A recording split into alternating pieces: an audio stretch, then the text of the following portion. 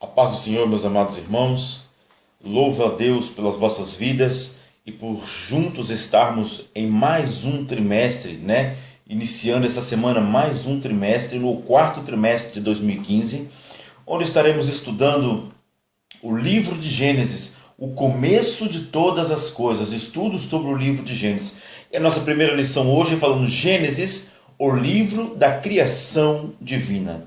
Nós vamos perder muito tempo, hoje é uma videoaula pequena, que essa primeira lição vem apenas fazendo uma introdução do que é o livro de Gênesis.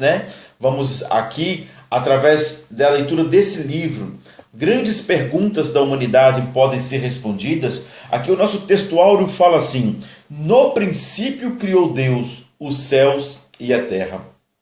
Gênesis capítulo 1, versículo também 1. Então muitas pessoas nos perguntam: quem criou o céu, quem criou a terra, quem criou as estrelas? Aqui no primeiro capítulo do livro de Gênesis temos todas essas perguntas.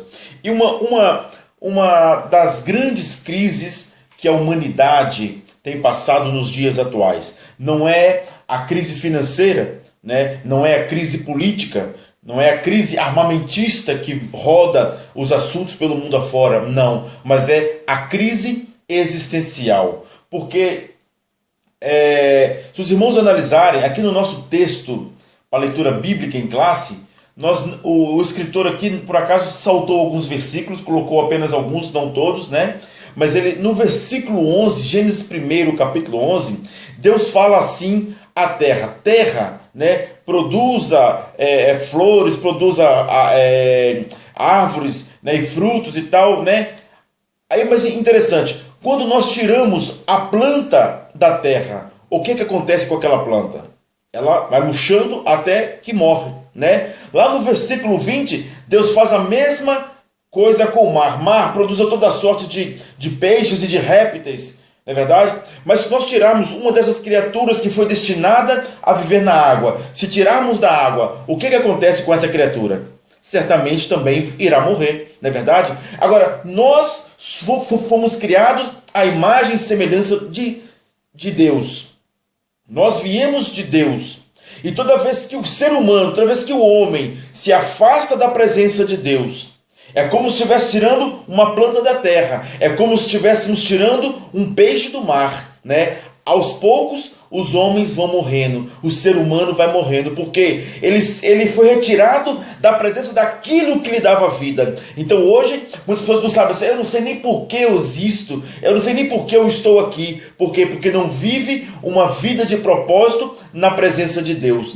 A crise existencial, que é uma denominação, uma raiz da crise espiritual que roda o mundo em que vivemos. Não é verdade? Então, outra coisa que podemos citar aqui está escrito no livro de Deuteronômio, que também responde a diversas perguntas dos seres humanos quanto à criação, quantas coisas que foram criadas e como foi criadas. Lá no Deuteronômio, capítulo 29, versículo também 29, olha para você ver, é um capítulo e versículo fácil de se guardar. Deuteronômio, capítulo 29, versículo também 29, que fala assim, que as coisas ocultas, as coisas encobertas são para Deus, e as coisas reveladas são para o homem e os seus filhos para todos sempre.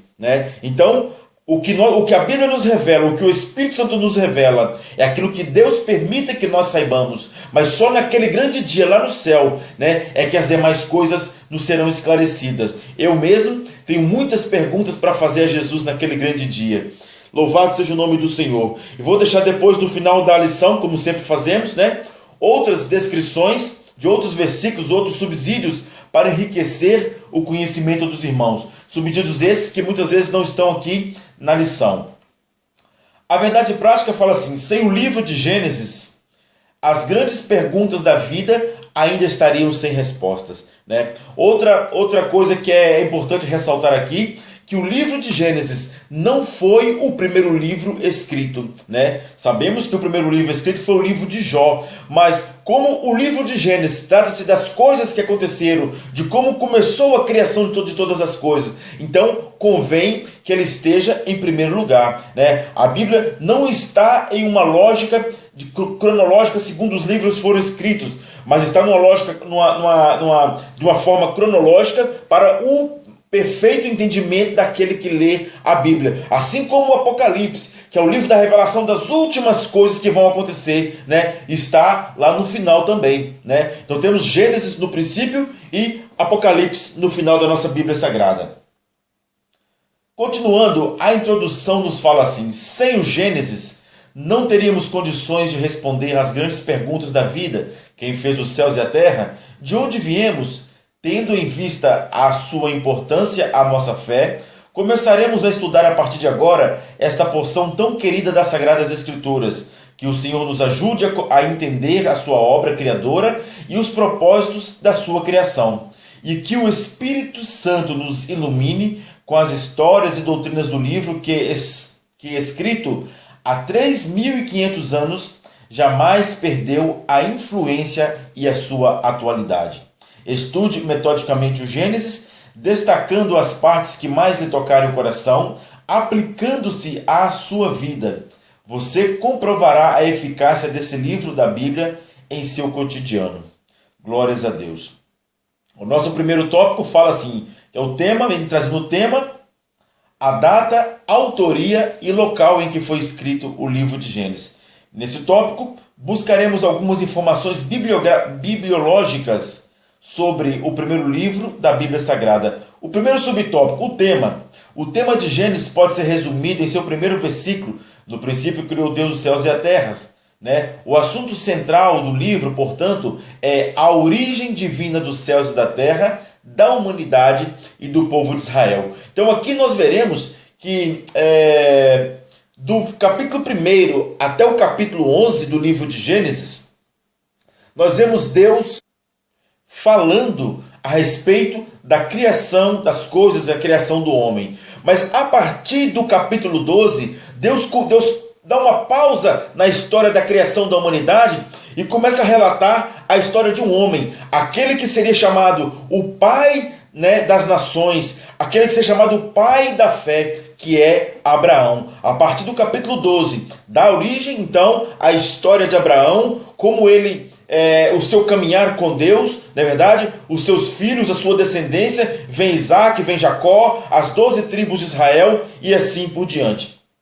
Então, a data, o subtópico número 2, a data, a cronologia de que dispomos indica que o Gênesis foi escrito no século XV antes do nascimento do Salvador, ou cerca 1.500 anos antes de Cristo.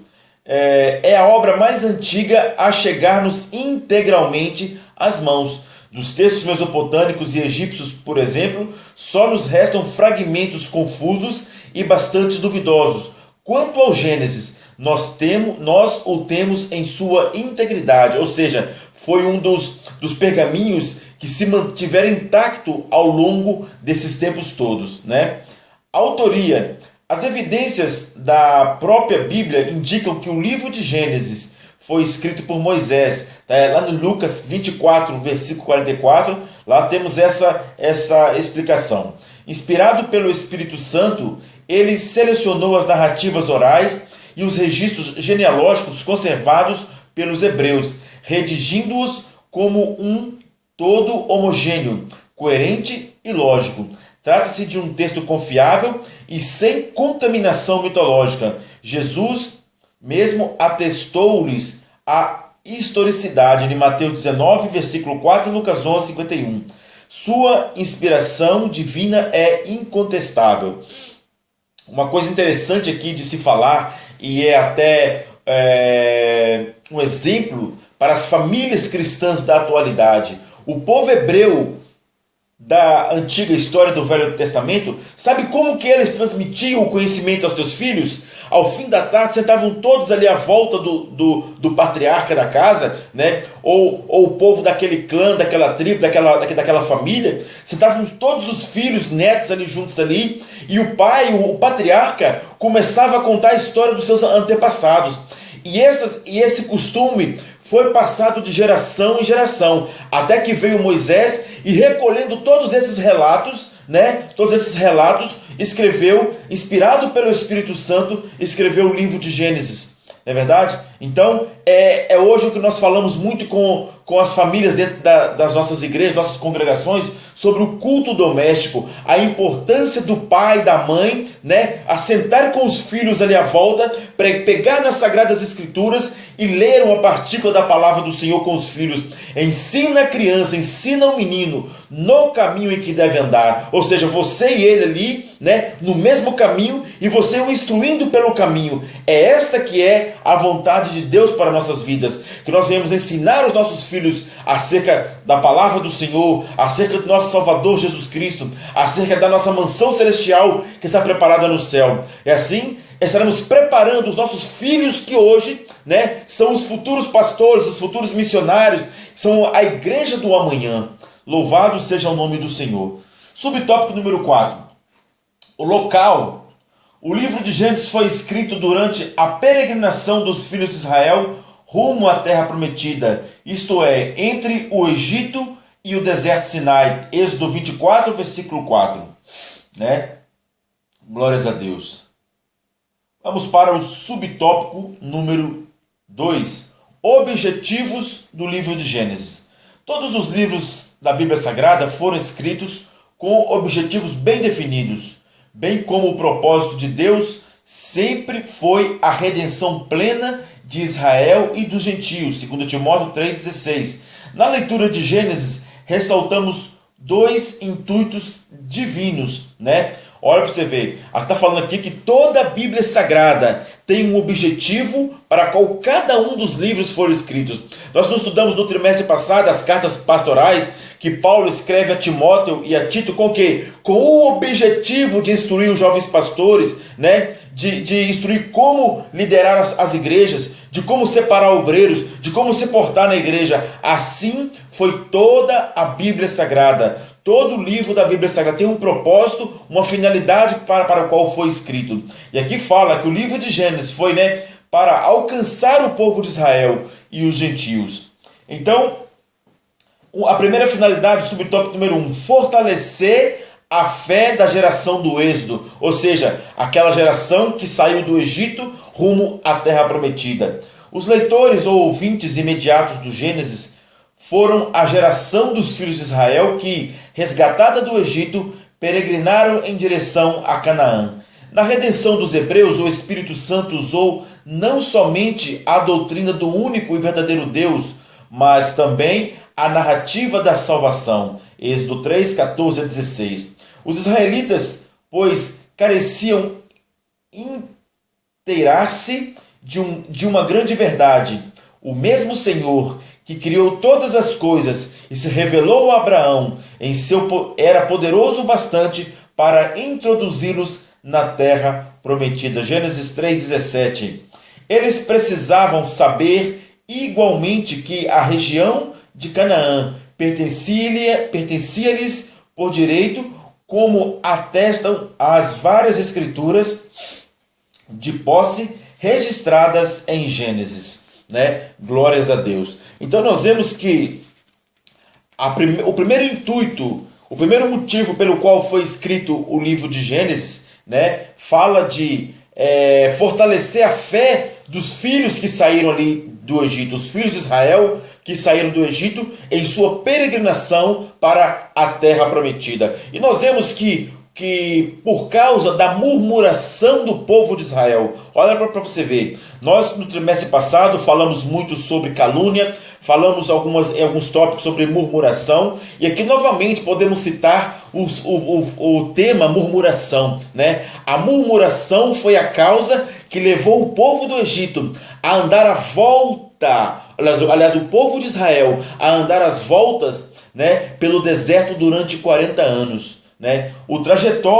A trajetória do Egito até a terra prometida não duraria nem um ano, não seria nem um ano de caminhada, mas por causa da murmuração durou 40 anos, até que aquela nação que saiu do Egito toda morresse no deserto, a não ser Josué e Calebe. Foram os dois dos antigos, né, que colocaram seus pés na terra prometida. Todos os outros, inclusive Moisés, que intercedeu pelo povo em um dos seus momentos de revolta contra Deus, né? E Deus então se revoltou contra Moisés também. Deus falou coisas assim: olha, esse povo é um povo murmurador, é um povo mau. Então, se eu andar no meio desse povo, Moisés, eu matarei a todos. E Moisés falou com o Senhor: olha, se o Senhor não for conosco, não sairemos daqui. E Deus ainda falou assim: olha, eu vou mandar então o meu anjo para proteger vocês. E Moisés novamente: Senhor, se o Senhor não for conosco, não sairemos daqui, né? Então o Senhor falou: Moisés, olha, eu vou convosco, mas por causa da sua insistência, por causa de você, né, entrar contra mim em favor desse povo, um povo corrupto, um povo profano, um povo pecador, um povo murmurador, você e nenhum deles colocará os pés na terra prometida, né? Então, infelizmente, Moisés, um grande líder, na verdade, não colocou os pés na terra prometida em virtude da murmuração do povo de Israel. O segundo subtópico fala assim: outro motivo pelo qual foi escrito o livro de Gênesis, né? Responder às grandes perguntas da vida. Paulo sabia como empregar as verdades do Gênesis. O Areópago de Atenas, ele deixou bem patente aos filósofos que o Deus desconhecido, tão venerado pelos gregos, era de fato o Deus criador de todas as coisas. Além de evangelizá-los, o apóstolo respondeu-lhes grandes perguntas da vida. Quem fez o universo? De onde viemos? Até então, eles haviam buscado respostas em seus poetas e em seus filósofos, mas a mitologia é incapaz de satisfazer a sede espiritual, né? Como vemos aqui, e o comentarista citou aqui no primeiro tópico, que o Gênesis e toda a Bíblia Sagrada não foi escrita com base em mitologia. Eu estive agora no início desse ano em Atenas, na Grécia, e pude ali comprovar, irmãos, é uma idolatria tremenda. É uma idolatria tremenda. A cada rua que nós encontramos um templo, encontramos uma igreja voltada para a adoração de um Deus, né, deles, não é verdade? E muitos templos assim, né, ali na antiga Atena, na antiga cidade de Atenas, bem ao cume do monte ali na cidade, vemos ali, né, um patrimônio histórico, algo de valor incalculável, né, a nível histórico, porque se formos olhar a nível espiritual, está ali um berço da podridão da humanidade, né? Talvez uma das nações mais voltadas para a idolatria. Ali na Grécia, eles tinham um Deus para cada coisa que existia, um Deus da água, um Deus do ar, um Deus do sol, um Deus do fogo, né? E Paulo chegou lá, tinha uma estátua lá ao Deus desconhecido. E Paulo usou essa brecha, né, para conseguir introduzir o Evangelho, a palavra do Senhor no meio daquele povo. Olha, esse Deus aqui que vocês desconhecem é o Deus criador de todas as coisas, é o Deus que criou o universo, é o Deus que criou a você e criou a mim, né? É o Deus que salva, é o Deus que cura. E louva a Deus pela vida do apóstolo Paulo, né? Pelas grandes coisas que ele fez em favor da igreja do Senhor. Aleluias. Na proclamação do Evangelho faz-se necessária a evocação de 3 verdades que se acham em Gênesis. Primeiro, Deus criou os céus, a terra e o homem. Segundo, em Adão todos pecamos, tornando-os réus da morte eterna. E terceiro, entretanto, Deus providenciou-nos eficaz salvação através da semente da mulher, Jesus Cristo, o nosso Criador. Vamos dar mais uma pausa aqui para comentar mais essa partícula que nós lemos. Então nós vemos aqui, né, as três proclamações do Evangelho que se faz necessária aqui no livro de Gênesis. A criação de todas as coisas, a terra, o homem, todas as coisas que existem na terra, não é verdade? Então depois aqui vemos o segundo tópico, que foi o pecado de Adão, né? A Bíblia fala que através de um homem entrou o pecado no mundo e com ele a morte. Não é verdade? Lá no início de Gênesis, vemos lá Adão, né, cometendo o primeiro pecado, que foi o pecado da desobediência, é chamada a mãe de todos os pecados, não é verdade? E nós já falamos aqui que quando é cometido um pecado, há uma quebra de aliança com Deus. E toda vez que há essa quebra de aliança, provavelmente gera maldição, né, que nos leva à morte. Então, Deus quando do pecado, quando da queda do homem, Deus que tinha planos para a humanidade, Deus profetizou, né? Olha, que da semente da mulher nasceria um que pisaria na cabeça da serpente, né? E falando assim, já prefigurando o nascimento de Jesus Cristo e a vitória de Jesus sobre o inimigo de nossas almas. Louvado seja o nome do Senhor pelo seu plano de salvação. Então, eu até comentei na igreja semana passada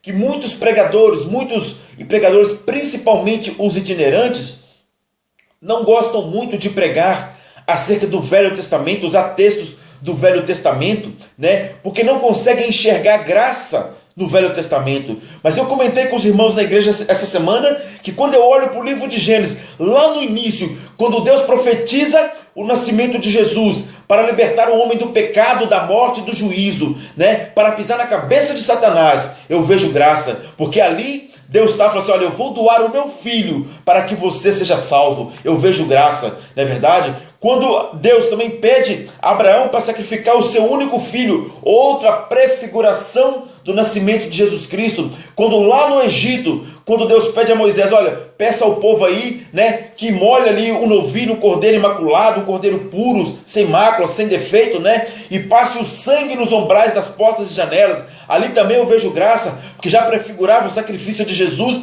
para a salvação da humanidade, para quê? Para que o anjo da morte, a morte vinda através do pecado, não venha sobre as casas dos israelitas, ou seja, sobre a casa dos filhos de Deus. Então, em todo o Velho Testamento, se nós formos analisar, vamos encontrar graça. Vamos encontrar graça abundante de nosso Deus através do seu Filho Jesus Cristo. Louvado seja o nome do Senhor. A leitura do Gênesis nunca se fez tão necessária como nos dias de hoje. Nossas crianças precisam saber quem fez todas as coisas. O que eles veem não é obra do acaso, é criação divina. Se não formos precavidos, doutrinas fúteis como o evolucionismo lhes roubarão a fé salvadora, né? Na escola secular fala que nós fomos criados através as substâncias foram sofrendo mutações ao longo dos tempos, até que gerou ali a primeira substância. Fala ali que o homem veio do macaco. Eu não vejo a Bíblia falar que o homem veio do macaco. Não é verdade? Eu não vejo. Eu vi um estudo uma certa vez, não sei se foi no National Geographic ou se foi na Discovery Channel, né, falando que restos muito antigos que foram descobertos, né, talvez datados para o primeiro homem, que seria talvez Adão, né, segundo os estudos dele, lá estava coberto de uma camada como se fosse um pelo pela pele, né, mas lá fala que quando Deus expulsou Adão e Eva do paraíso, o que Deus fez? Providenciou ali um cordeiro, na verdade, e tirou ali a pele e fez roupas para Adão e Eva. Olha para você ver. Então, se nós formos olhar o que a Bíblia fala e o que a história secular, o que a ciência quer colocar nas nossas cabeças, é totalmente algo diferente. Não é verdade? Eu sei em quem tenho crido, como disse o apóstolo Paulo, né? E eu creio que a verdade é o que está contido na Bíblia Sagrada, né? Por isso devemos ensinar aos nossos filhos, né, o caminho que deve andar, para que lá fora outro não ensine. Se você, pai, não educar em casa, outro lá fora vai educar. Se você não ensinar em casa, outro lá fora vai ensinar algo que talvez não tenha nada a ver com o que Deus quer que o seu filho aprenda. É verdade? E depois, para nós conseguirmos tirar esses princípios da mente dos nossos filhos, talvez não vai ser tão fácil. Louvado seja o nome do Senhor. Aleluia. O tópico número 3 fala assim: o conteúdo do livro de Gênesis. O livro de Gênesis pode ser dividido em duas grandes seções. Eu já comentei aqui que do capítulo 1 ao 11 temos a história primitiva, que vai da criação ao começo da civilização através de Noé. E do capítulo 12 ao 50 entramos em contato com o início da história de Israel. Todavia, para efeitos didáticos, adotaremos uma divisão mais analítica. O primeiro subtópico, a criação, né? A primeira divisão, que é a criação, em seus 2 capítulos iniciais, o autor sagrado mostra como vieram a existir o céu, a terra e a humanidade. Tudo quanto vemos e temos, o que não podemos ver, foi criado por Deus, né? O capítulo 2 é dedicado à criação do homem e da mulher e à instituição do casamento. Temos aqui uma história real e não uma parábola, como alegam os incrédulos. Então vemos aqui, lá no livro de Gênesis, no capítulo 2, salvo erro, versículo 7, Deus instituindo a primeira instituição da face da terra, que é a família, né? E o plano perfeito, homem e mulher. Não é como os homofóbicos, né? Não é como esses movimentos aí paralelos à religião estão querendo homem com homem, mulher com mulher, ou trio, ou swing. Não, a Bíblia deixa bem claro, Deus criou homem e mulher. E lá no livro de Mateus, Jesus fala assim, olha, deixará o homem seu pai e sua mãe e unir-se-á a uma mulher e serão ambos uma só carne, né? Então, o que Deus instituiu lá no Gênesis, Jesus lá em Mateus, ele traz novamente a mesma doutrina, né? Que é o homem e mulher se unir para a formação de uma família, e não o que muitos têm pregado por aí afora, essa vergonha, né, que estão pregando por aí afora e querendo difundir em meio à comunidade. O segundo subtópico, a queda e degradação humana. Nos capítulos 3, 4, 5, veremos como o pecado foi introduzido no mundo e as suas terríveis consequências. Em meio a essa tragédia, porém, o Senhor anuncia a redenção da humanidade através da semente da mulher. Também já comentamos, né, com Adão e Eva, através sendo induzidos pela serpente, comem do fruto proibido, na verdade, assim, cometendo o pecado da desobediência contra Deus, que havia, né, dado uma ordem para não comerem daquele fruto, né? Entrando assim o pecado no mundo, entrou também a morte. Então, no capítulo 3, Deus entra com a sua providência divina, né, falando da semente que nasceria da mulher para salvar toda a humanidade. O subtópico número 3, o dilúvio. Devido à degradação da raça humana, o Senhor decreta o fim da primeira civilização, a descendência de Adão, porém seria preservada por intermédio de Noé. Então vemos que a Bíblia fala que Deus, olhando do céu, não viu um justo sequer na terra, né? E diz que ali a maldade havia se proliferado pela face da terra, e Deus decide acabar com a humanidade. Mas Deus olhou para a terra e encontrou um homem justo, encontrou Noé, e Deus então pede a Noé que separe, né, um casal de cada animal que existia ali na terra, mas a sua esposa, seus filhos e suas noras, e entrasse para dentro da arca. E Deus selou a arca por fora, não é verdade? Até que Deus envia o dilúvio e acaba com aquela geração pecaminosa. No subtópico número 4, o recomeço da civilização. Passado o grande dilúvio, Noé dá início a um novo ciclo civilizatório. A história dá recomeço e é contada dos capítulos 9 a 11 de Gênesis. Dessa forma, o clã noético acaba por gerar nações, línguas e culturas diferentes. Outro dia, pregando em culto de missão, nós falamos um pouco acerca disso, que cada um dos 3 filhos de Noé, cada um seguiu para uma região do antigo mundo, né? Que podemos dizer que era hoje o que se chama Europa, né? O outro foi para o que se chama Ásia e o outro foi para o continente africano. Ali, cada um deu origem a um povo, né? A uma cultura e um tipo de língua. E hoje vimos que isso, né, já há uma globalização, né? Nós podemos dizer que talvez eu sou descendente de Noé através do seu filho, ou do outro, não é verdade? Então, assim foi o recomeço da civilização através dos filhos de Noé. O subtópico número 5 fala a origem da nação de Israel. A partir do capítulo 12 até o fim do livro, o autor sagrado dedica-se à formação da nação de Israel. A história do povo eleito no Gênesis tem início com Abraão e encerra-se com José. Aleluias. Encerra-se com José. Deixa eu ver aqui.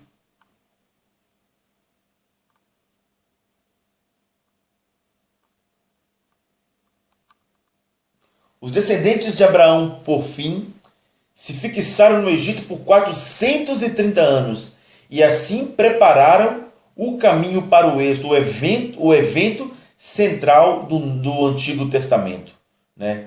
Glórias a Deus por isso. Então o livro tem aqui uma sinopse, que o livro de Gênesis pode ser dividido em duas grandes seções. Do capítulo 1 ao 11, temos a história primitiva que vai da criação ao começo da civilização através de Noé, né? Então assim damos o desfecho, né, dessa primeira lição, que foi uma lição introdutória, dando um resumo completo do que veremos ao longo das outras 12 lições, são 13 ao todo esse trimestre, das outras 12 lições que compõem esse trimestre, falando acerca do livro de Gênesis. No próximo domingo, a lição número 2 vai ser ministrada na congregação dos Arroios pelo pastor Antônio Ribeiro, né, a partir das 18 horas da tarde. Ele vai estar ali ministrando a lição de número 2, que vem tratando acerca de a criação dos céus e da terra. E na segunda-feira, a partir das 20 horas, na congregação do Estoril, vai ser ministrada pela irmã Elisete, né? Que Deus continue abençoando esses vasos que tanto tem nos ajudado, né, em difundir a palavra do Senhor. Não é verdade? Quero deixar aqui o meu agradecimento à nossa pastora, a quem tem nos confiado essa tarefa de estar à frente como superintendente da Escola Bíblica Dominical em nossas congregações. Não é verdade? Confesso aos irmãos que não tem sido muito fácil gerir a vida familiar, a vida secular, o trabalho, as duas congregações, né, e os cultos que estão incumbidos em nossa responsabilidade, mas até aqui nos ajudou o Senhor. Até aqui o Senhor tem nos conservado, né, tem nos dado saúde e disposição para fazer a obra do mesmo. E como diz um velho amigo meu que sempre cita esse versículo, né, o evangelista Getúlio sempre cita um versículo que está escrito pelo grande apóstolo Paulo na sua primeira carta aos Coríntios, capítulo 15, versículos 57 e 58, mas graças a Deus que nos dá vitória através do seu Filho Jesus Cristo, né? Pois sabemos que o nosso trabalho no Senhor não é vão, né? Que Deus possa ricamente abençoar cada um de nós. Irmãos, se essa lição, se esses vídeos que estamos postando tem sido bênção para a sua vida, de alguma forma tem enriquecido o seu conhecimento, né, acerca do Senhor, acerca da Bíblia Sagrada, compartilhe para seus amigos, né? Vamos difundir a palavra de Deus. Talvez você não consiga evangelizar, talvez você não tenha aquele hábito de postar um versículo, de enviar versículos para os seus amigos. Só de você partilhar ali na página do seu Facebook, né? Colocar ali um gosto, um likezinho, deixa lá o seu comentário. Se o irmão tem alguma dúvida, deixa lá o seu comentário. Irmão, olha, eu tenho dúvida disso e disso e disso, que nós vamos responder, vamos procurar os irmãos, vamos responder, tirar as dúvidas, né? Para esclarecer todas as dúvidas que tivemos aí. Eu deixo o meu abraço para a irmã Sueli, a irmã Vanessa, a irmã Vera, a irmã Kerley, a irmã Marta, o irmão Alexandre, o irmão Fernando, né? Todos os irmãos Denis, a irmã Gavres Viórica, né? O irmão Quirila, uma família de romenos que muito tem nos ajudado, né? Deixo um abraço para o nosso missionário Emanuel, lá na Croácia, sua esposa Francine, os filhos Tiago, o Felipe, a Júlia, que Deus continue abençoando aquela família. Parabéns pela obra que tem feito ali, que Deus continue abençoando. Estamos orando pelo projeto ali da rádio, que vai iniciar no dia 20 próximo agora, né?